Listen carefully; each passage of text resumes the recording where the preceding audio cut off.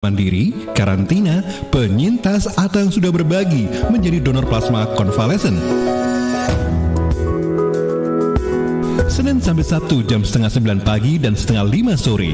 Mau berbagi cerita autis juga, hubungi di WhatsApp di 0811 309 1009.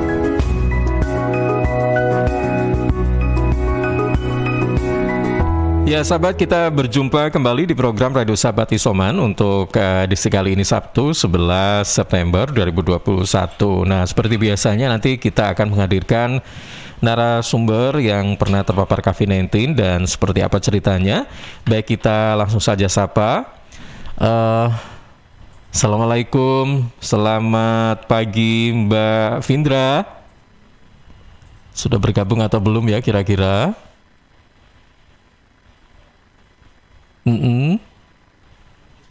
Oke, baik. Ya, sambil menunggu Mbak Vindra untuk bisa bergabung dalam program ini, jadi perlu kami informasikan juga bahwa ada di antara Anda sahabat yang ingin bergabung ya, menceritakan bagaimana saat-saat Anda terpapar COVID-19, kemudian bagaimana pada saat melewatinya sehingga saat ini bisa beraktivitas kembali. Nah, ini sangat penting sekali ya, karena cerita ini tentunya bisa menginspirasi, bisa memberikan semangat-semangat yang tinggi ya, yang mengandung pesan-pesan positif bagi mereka, khususnya yang saat ini sedang dirawat di rumah sakit atau sedang melakukan isolasi mandiri.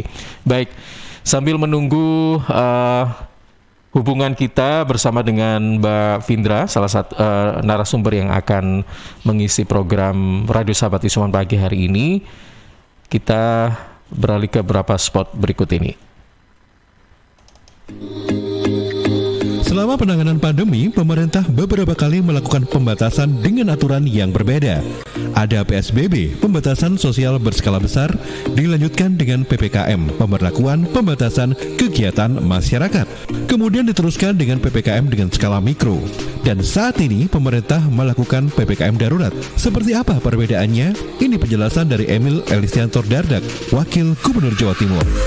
Baik, begini, PSBB itu kan sebenarnya baku ya dulu ya. Ada peraturan Menteri Kesehatan yang menjelaskan mengenai PSBB, begitu, dan itu menjelaskan operasionalnya dari PSBB. Nah, bedanya memang kalau PPKM ini pertama, kalau PSBB itu kan memang membatasi apa saja yang boleh beroperasi. Sedangkan kalau PPKM itu membatasi bagaimana sebuah kegiatan beroperasi. Itu bedanya. Jadi bedanya yang satu ini boleh, ini enggak. Nah, yang di PPKM rata-rata boleh tapi ada pembatasannya. Dan kini dengan melihat semakin banyaknya kasus konfirmasi disertai semakin tingginya tingkat hunian rumah sakit, pemerintah melakukan PPKM darurat. Banyak kemiripan antara PPKM darurat dengan PSBB. Karena PPKM darurat ini mendiferensiasi kegiatan menjadi esensial, kritikal, dan di luar dari esensial dan kritikal. Nah, untuk di luar dari esensial dan kritikal, pemberlakuannya relatif sama dengan PSBB, begitu. Nah, cuman mungkin yang membedakan landasan peraturannya adalah memang ada menu yang berbeda dari PSBB. Nah, mungkin memang PPKM ini kan adalah satu paket yang komprehensif, baik PPKM-nya maupun PPKM mikronya itu jadi satu. Dengan pemberlakuan PPKM darurat, targetnya ada penurunan kasus dan tingkat hunian pasien di rumah sakit. Wah, habis makan, merokok dulu ah. Ih, asap apa sih nih, ganggu banget. Mas, kesini sebentar bisa? Iya, Mbak. Asap apa sih nih, Mas? Dari dapur restoran bukan sih? Oh, bukan, Mbak. Itu di meja 13 ada yang merokok. Oh, Mas, kalau minta tolong kasih tahu bisa nggak ya, Mas? Kalau asap rokoknya mengganggu? Iya, Mbak, bisa. Saya kasih tahu sekarang. Makasih ya, Mas. Mas, maaf, Mas. Oh, ya, ada apa? Maaf, Mas. asap rokoknya mengganggu pengunjung restoran yang lain. Oh iya Mas, saya matikan rokoknya sekarang. Maaf ya Mas. Iya, terima kasih Mas. Ingat, jangan merokok di tempat umum. Iklan layanan masyarakat ini dipersembahkan oleh Suara Sidoarjo. Your multi-platform radio. Suara Sidoarjo, lembaga penyiaran publik lokal pemerintah Kabupaten Sidoarjo. Ya, sahabat, kita kembali di Radio Sahabat Isoman bersama dengan Mbak Ega Vindra ya. Sudah tersambung pagi hari ini, langsung saja kita sapa. Assalamualaikum, selamat pagi Mbak Vindra. Selamat pagi. Oke, mohon maaf ya, ini pagi-pagi sudah membuat keributan pada Mbak Vindra.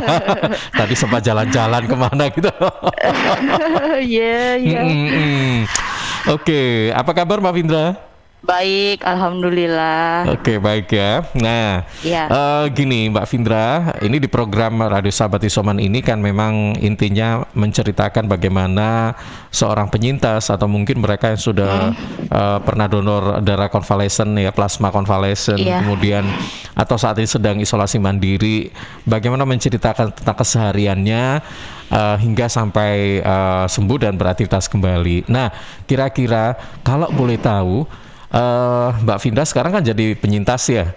Iya, penyintas. Oke. Nah, ini libur ya hari ini ya?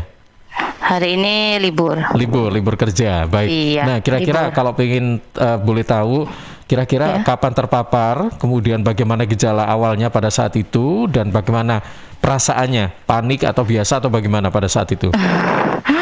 Saya terpapar tanggal 12 Juli. Waktu itu saya kira cuman flu biasa, demam, gejalanya sampai 38 derajat Celcius kalau nggak salah. Terus mata udah nggak bisa melek, kayak bawaannya lemes gitu. Hari ketiga tanggal 15 saya coba swab antigen. Ternyata hasilnya positif. Dari situ rasanya tuh kayak mental berantakan gitu sih Mas. Saya bingung, aduh positif, saya harus gimana? Karena masih bisa cium bau, makan masih ada rasanya. Pas hari keempat tuh baru makan udah mulai hambar. Cium parfum juga aromanya udah hilang sama sekali. Dari situ, karena kan saya sudah punya anak, jadi saya besoknya saya PCR. Waktu PCR tuh CT value-nya 22. Jadi kata teman saya yang dokter sih masih rawan nyebar virusnya. Jadi saya memutuskan untuk ke rumah sakit, isoman di rumah sakit selama 2 minggu. Tapi waktu awal tuh memang benar mentalnya tuh kayak berantakan banget gitu. Seminggu pertama saya 2 kali di PCR, hasilnya tetap positif terus. Seolah seperti nggak percaya gitu kan?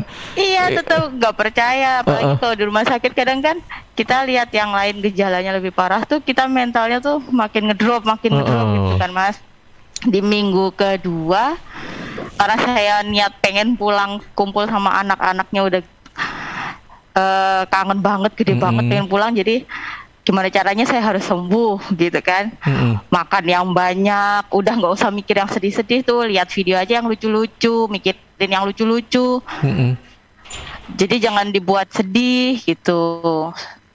Dapat info dari suster juga yang di sana, udah bawa santai aja, jangan bawa terlalu mikir. Kalau terlalu mikir nanti malah imunnya drop, katanya gitu. Iya, baik Mbak Vindra, kira-kira ngerasa nggak ketika terpapar itu di mana pada saat itu? Di mana? Mungkin di area kantor mungkin ya. Karena terakhir kan sempat ada antigen massal dari kantor tuh. Mungkin ada beberapa orang yang dari luar kota nyampe ke kantor di antigen, terus saya yang berikutnya mungkin kena gitu. Tapi sebelumnya kondisi kesehatan Mbak Vindra apakah memang lagi ngedrop atau seperti apa? Dalam hal ini mungkin waktu itu memang saya lagi kurang enak badan atau apa sehingga betul ya. Jadi pas itu kayak nafsu makan mulai berkurang, badan lagi nggak enak, kurang fit gitu. Oke, jadinya gampang terpapar ya pada saat itu ya. Virusnya gampang masuk, maksudnya gitu. Iya, mungkin karena imunnya turun. Oke, baik. Nah, ketika terpapar ini yang dilakukan Mbak Vindra pertama kali, apakah memang tadi memutuskan untuk isolasi mandiri di rumah sakit ya? Iya. Kemudian untuk putra putrinya ya, ini yang menjadi tanggung jawab siapa? Kemudian bagaimana pada saat itu untuk menangani hal ini? Kalau untuk putra-putrinya waktu itu saya titipkan ke orang tua. Terus langsung memutuskan ke rumah sakit gitu ya? Iya, jadi berangkat sendiri ke rumah sakit, balik-balik sendiri dari rumah sakit. Selama di rumah sakit gimana ini Mbak? Mungkin ada pengalaman menarik yang bisa diceritakan di sana? Apakah di sana hanya happy-happy aja atau seperti apa gitu? Kalau di rumah sakit, sebenarnya sih kalau isoman gejala nggak terlalu berat sih, mending di rumah. Pertama karena kita mau makan apapun bisa dekat sama keluarga, bawaannya bisa happy terus gitu kan. Kalau di rumah sakit tuh lebih parnonya kadang kita mau makan susah karena suster datang jam-jam tertentu ketika mereka mau kontrol. Kalau kita pesan makanan by ojek online juga naik ke kamar tuh pas jam suster kontrol. Gitu. Belum lagi nanti ngelihat yang mungkin ada yang gejalanya lebih parah atau gimana, kadang kan juga kitanya jadi ngedon juga. Iya, ikut terpengaruh gitu ya. Iya betul. Oke, di rumah sakit khusus ini COVID-19 pada saat itu atau rumah sakit umum biasa? Rumah sakit rujukan? Rumah sakit umum. Rumah sakit umum ya. Berarti pasiennya kan nggak semua kena COVID, maksud saya begitu ya? Oh, tapi diletakkan di gedung yang khusus untuk COVID. Oh, oke. Baik. Nah, kalau boleh tahu kegiatan selama di rumah sakit itu apa aja sih, Mbak Vindra? Kegiatan selama di rumah sakit kadang ya jenuh sih, cuman karena di tengah kota ya, jadi kalau malam duduk ngelihat bintang, ngelihat lampu, bikin happy aja Mas. Gimana kita happy-nya gitu. Kita cari cara supaya kita happy, imun naik, kita cepat pulang. Yang penting kan kayak gitu. Terus makan makanan yang bergizi, yang banyak protein. Kemudian ada ini nggak kayak apa misalnya olah gerak atau senam atau apa kayak gitu-gitu? Kalau di rumah sakit yang tempat saya kemarin sih cuman berjemur masing-masing Mas, nggak ada senam yang rame-rame gitu, nggak ada. Oke, karena memang mungkin setiap orang terpaparnya itu kan beda-beda ya. Mungkin ada yang gejala yang berat atau apa gitu. Iya. Kalau Mbak Vindra gejalanya tadi itu demam, kemudian penciuman batuk, itu, insomnia mungkin 3 hari setelah itu ya? Iya betul. Ada sesak nafas atau ini nggak kayak sakit tenggorokan atau apa gitu? Kalau sesak nafas nggak ada, alhamdulillah saturasinya baik-baik saja. Cuman kalau batuk itu sampai gatel, itu sempet. Jadi setiap batuknya kenceng gitu, saya minumin air anget. Sama suster tuh dikasih air jahe. Oke. Gitu. Berarti ada batuknya ya? Iya, ada batuknya. Oke, baik. Untuk saat ini, apakah masih merasakan ada batuk atau gimana gitu? 1 minggu setelah negatif itu masih batuk, batuk-batuk kecil, dibuat ngomong begini, ngobrol sama orang ngos-ngosan, kayak orang habis lari. Iya. Iya, jadi kata dokternya harus pelan-pelan, banyakin olahraga. Tapi untuk saat ini sudah free semuanya ya, batuk nggak ada, penciuman normal kayak gitu ya untuk saat ini? Sekarang normal, cuman masih gampang lelah Mas, nggak bisa diforsir. Iya. Oke, ini rentang waktu sudah berapa minggu sih sebenarnya dari ketika terpapar 12 Juli sampai Juli. Berarti saya dinyatakan negatif tuh di tanggal 15 Agustus. Waduh, hampir sebulan lebih 3 hari berarti ya? Iya. Karena kan di PCR beberapa kali itu masih positif terus, mungkin karena itu tadi banyak pikiran. Mikir apa sih? Pikir pengen pulang, udah pulang-pulang, udah masuk ke ruang isolasi tuh kayak pengennya cepet pulang, kapan pulang gitu. Tapi kalau lihat hasilnya masih positif, aduh langsung ngedown lagi. Jadi harus tetap semangat, ya, biar cepet pulang. Tapi ketika ada keinginan pengen pulang itu memang kondisinya Mbak Vindra sudah lumayan membaik gitu ya. Yakin gitu loh bahwa saya ini mungkin sudah enakan, udah sembuh gitu, mau pulang gitu. Tapi ternyata hasilnya masih positif gitu. Iya betul. Oke. Nah, saya ingin tahu nih, mungkin ada cerita-cerita menarik mengenai ini Mbak Vindra soal makanan gitu ya. Iya. Ini kan banyak orang yang kayaknya enggan ya makan ini makan itu karena kan memang nggak ada rasa gitu ya. Mungkin ada solusi apa sih supaya orang itu nggak berpikiran bahwa meskipun anyep tapi tetap makan gitu? Ya kalau saya kemarin kan tetap hilang rasa tuh berapa hari. Kadang teman saya ada yang penyintas, saya tanya dia sampai 1 bulan, ada yang sampai 2 minggu, beda-beda. Mungkin sih saran saya biar nggak sampai kena mahnya ya, harus tetap dipaksa makan. Caranya gimana? Kasih yang bumbunya yang kuat-kuat gitu. Kalau saya kemarin misalkan nih harus makan telur rebus sehari 4 kan, pasti kan enek gitu ya Mas. Iya. Jadi saya beli bumbu rujak yang manis tuh buat ngangkat rasa, buat dorong terus sampai akhirnya dalam 3 hari tuh bisa ngerasain lagi. Makan pedes, makan ya kayak bumbu rujak, bumbu pecel, apa aja yang bisa dicocol gitu Mas. Intinya ketika makan telur rebus itu nggak pure putihan gitu. Iya. Tapi dimix dengan bumbu-bumbu gitu ya. Meskipun pada dasarnya bumbunya juga nggak kerasa kan? Nggak ada rasanya.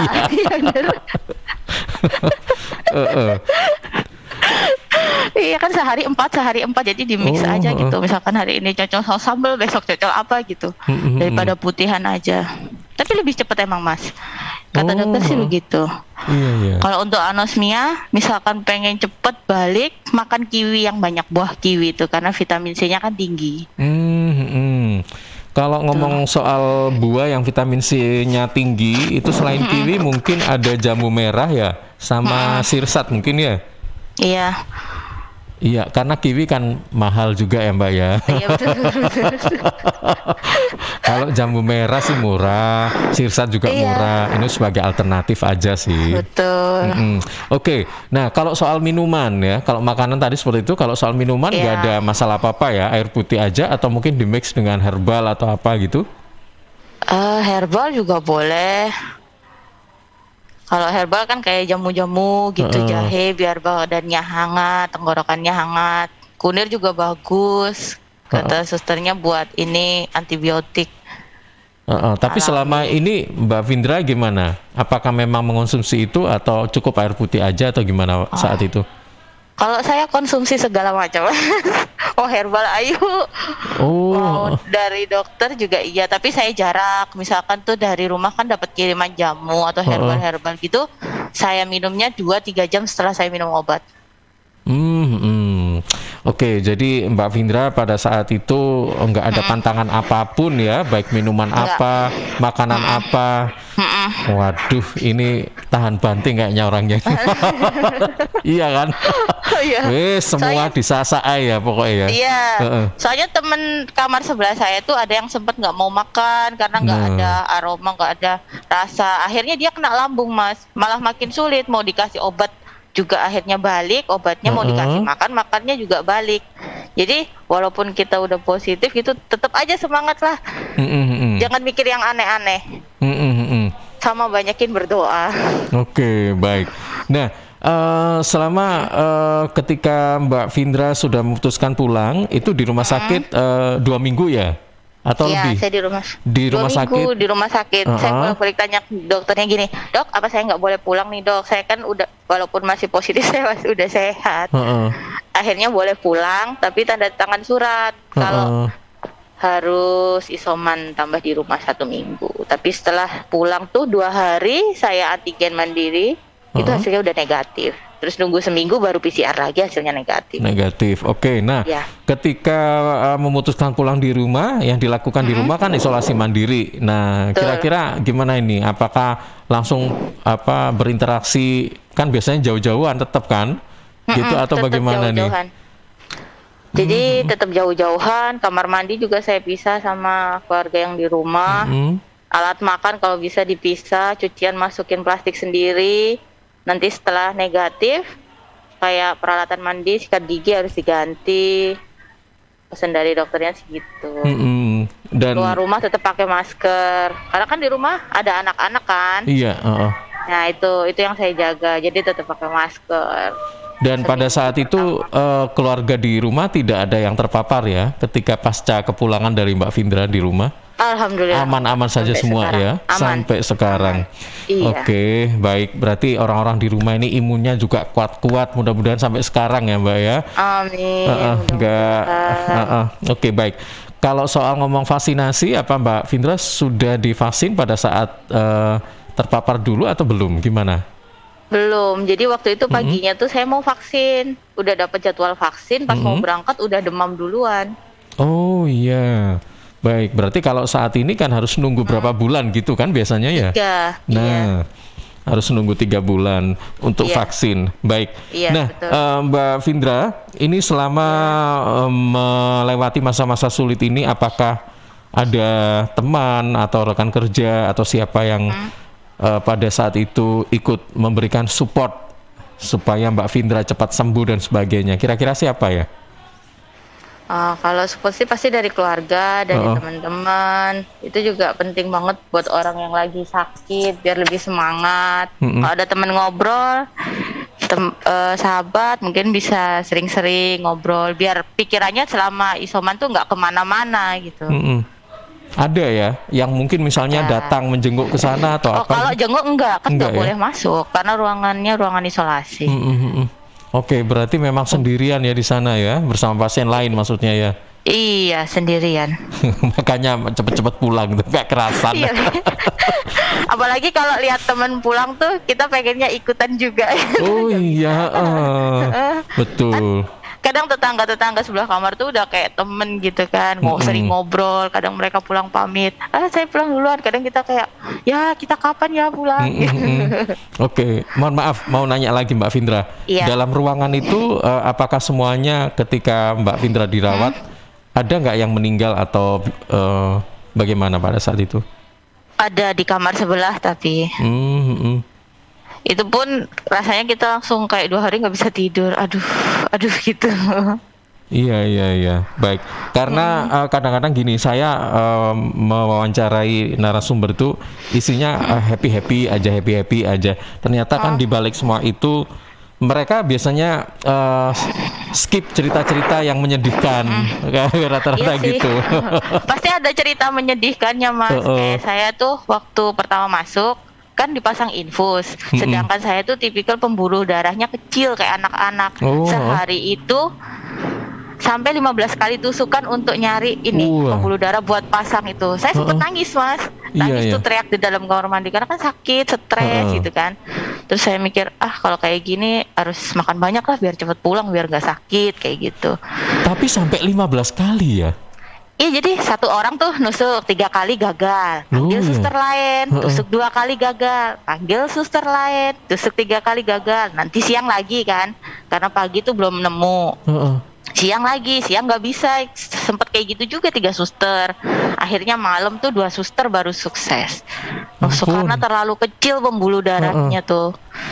Waduh, ini yang agak susah ya, karena gini, setahu saya itu benar, setahu saya itu 2 kali itu pun biasanya yang ketiga kali sudah berhasil biasanya. Iya, katanya tuh pembuluh darah saya tuh kecil, itu pakai infusan yang buat anak kecil Mas, tapi tetap aja pas ditusuk tuh kayak pecah gitu pembuluh darahnya tuh kayak bentol gitu kan, nggak bisa dipakai, ganti sebelahnya. Sampai sempet hopeless tuh mau dipasang di kaki, saya bilang jangan, kalau di kaki nanti saya nggak bisa jalan kamar mandi, nggak bisa ibadah kan gitu. Oke, baik. Ya, ini gimana ya? Solusinya 15 kali loh. Coba nanti suatu saat ya. Itu benar-benar sampai stres. Saya bilang gini ke susternya, Sus, ini fungsinya infus buat apa sih? Kalau saya nggak pakai bisa nggak? Saya bercandain gitu kan. Terus kata susternya, ya kan buat obat, buat masukkan obat. Diminum aja kan saya nggak pingsan. Sus bisa. Kata susternya, ya beda itu mah kalau isoman. Ini kan di rumah sakit. Aduh, wah ini gimana ya cara biar pembuluh darahnya ini biar besar gitu, biar bisa langsung masuk ya. Oke. Iya. Baik, berarti ada dukungan ya dari sahabat-sahabat. Iya. Saya ingin tahu juga nih ya, setelah sembuh saat ini apa yang berubah dari diri Mbak Vindra, misalnya semakin care pada kesehatan atau apa begitu? Iya betul, semakin menghargai kalau sehat itu mahal, menghargai waktu-waktu bareng keluarga, bareng anak-anak, terus makin ketat prokes. Kayak gitu sih. Oke, tapi saat ini sudah memberanikan diri untuk berinteraksi ya, maksudnya sudah keluar-keluar kemana gitu, sudah berani ya saat ini ya? Sudah, karena kan udah masuk kerja.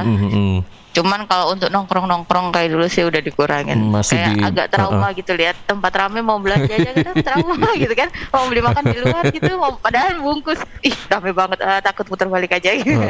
Belum. Trauma. 2 bulan lagi pasti nanti terbang sendiri kemana gitu ya. Iya, kayaknya sih gitu. Iya. Yang terakhir Mbak Vindra, ini mungkin ada saran-saran apa yang bisa kita dapatkan atas apa yang sudah menimpa Mbak Vindra nih ya, kira-kira apa nih himbauan, saran dan sebagainya, silakan. Kalau saran buat sekarang yang lagi isoman, jangan patah semangat, tetap semangat, pikir yang happy-happy, ingat keluarga, jangan dibuat sedih lah. Kalau setelah COVID sih, saya jadi menghargai waktu sama keluarga, sama ini ibadahnya lebih ditingkatin lagi. Soalnya kemarin kan lihat banyak orang juga yang sempat meninggal gitu. Jadi lebih menghargai arti hidup. Iya. Istilahnya kayak dikasih kesempatan kedua kan. Iya, betul. Ya untungnya saya masih bisa gitu, karena kadang pulang ke rumah tuh waktu rame-ramenya COVID, lihat tetangga tuh banyak yang lewat gitu. Betul. Iya, Juli kan memang lagi tinggi-tingginya ya kan? Tinggi-tingginya betul. Awal Juli sampai akhir Juli. Iya. Itu waduh di mana-mana ya. Baik. Iya, Oke. betul. Mbak Vindra, terima kasih sekali sudah berbagi cerita ya. Mudah-mudahan untuk kedepannya ini masih bisa terus menjaga kesehatan ya. Kemudian juga yang terpenting ini adalah bagaimana kita mengatur pola hidup ya, baik itu pola makan, gaya hidup ya, apa dan sebagainya lah gitu ya. Karena Mbak Vindra saya yakin pasti sudah sekarang bisa memfilter gitu ya, iya kan? Baik. Baik, selamat melanjutkan aktivitas kembali Mbak Vindra, selamat pagi dan salam juga buat keluarga ya. Sampai jumpa. Terima kasih, sampai jumpa, sehat selalu. Oke, dengan Ega Vindra, ini salah satu karyawan yang terpapar COVID-19 beberapa waktu lalu ya, dan akhirnya memutuskan untuk melakukan perawatan di rumah sakit, dan alhamdulillahnya setelah 2 minggu dirawat di rumah sakit sudah bisa beraktivitas kembali. Baik, sahabat, cerita-cerita positif ini hanya bisa Anda simak di Radio Sahabat Isoman. Radio Sahabat Isoman, Senin sampai Sabtu, 6:30 pagi dan 4:30 sore, hanya di Suara Sidoarjo.